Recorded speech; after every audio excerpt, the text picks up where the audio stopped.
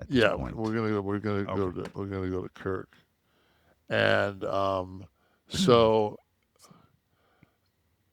lo and behold, I didn't want to be at any time on this situation talked about and said and be told I didn't do my research.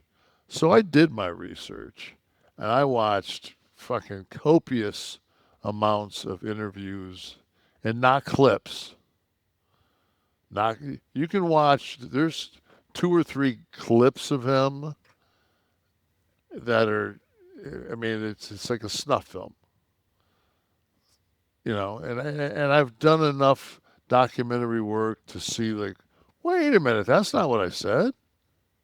Oh, they Yeah, trim. Yeah, they yeah, trim they out trim your it. stuff. They Yeah. trim it to make it as, and he was his biggest like.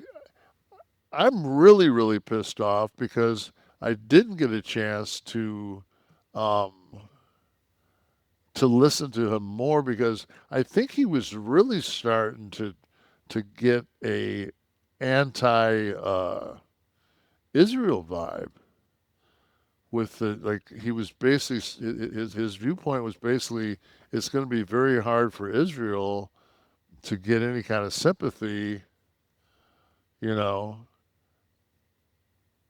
after and no matter what, I mean, we'll always go back to the massacre, and that that's paramount on this discussion.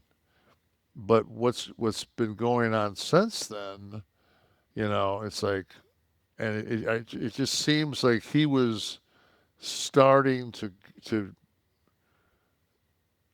I think he was at a point where he was starting to like have had enough of it. Like Hmm. it was too much, and then as soon as you say that, then you open the conspiracy theory of, you think that's why a 22-year-old kid shot him? I'm like, or was there another shooter? Or it's just like you know, Hmm. when Bill Maher was talking to him, I watched the whole Bill Maher piece last night and Club Rendezvous on his podcast. And Bill, you should watch fucking my partner do commercials. So anyway, we got to pull one of those up. Watch a Bill Maher We got to read, watch a live Bill read. Maher. We got to watch a Bill Maher read. You In his talking? defense, I'm not nearly as high as he is. Oh, you. I don't think Charlie Sheen. Charlie Sheen says that when he watches Club Rendezvous. Like that guy's stoned. So, but he was very intelligent, but very chameleon. Good man. He could read a room and work his way around it. So And from this, show to show that you were watching, yeah, a different guy showed he up. was well, but he was very much a counterpuncher. He had his game was so tight, and his speaking points, and if you can, because nobody knows the Bible, That's a great sentence. You can you go know. anywhere from there. Yeah, you Yeah, could say because anything basically, right? exactly because you could say yeah, but you're probably not Leviticus thinking. 21. Yeah, you're not thinking about Matthew 7. Is that like, and you just throw that out there when you speak in that and are fluent in that. It, it's it's like they switched to Latin, Right. and I just watched, man. It was just like he could he could he could go on the offensive. Now, the things that bothered me was I I understand what he wanted to do, and he wanted to go on campus, and he wanted to basically get like the like one of his setups in each one of the campuses to uh, to recruit. Mm-hmm. the young voters.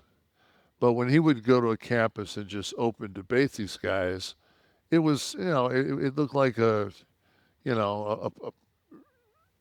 Muhammad Ali in his prime, fighting a 14-year-old kid. Like, Right. it just wasn't, he kind of came across bullying, like kind of bullyish, Right. like a bully. And I didn't think that was a good look for him.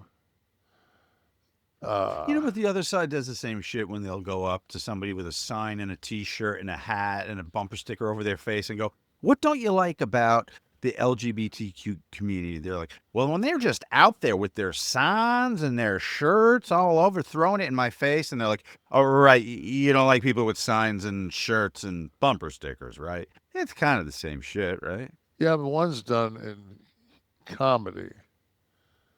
Like those, that's, Whereas Charlie's was mean spirited, you're saying? I'm just saying it was done as more of a political movement type thing Mm-hmm. than a parody or a comedy. Okay.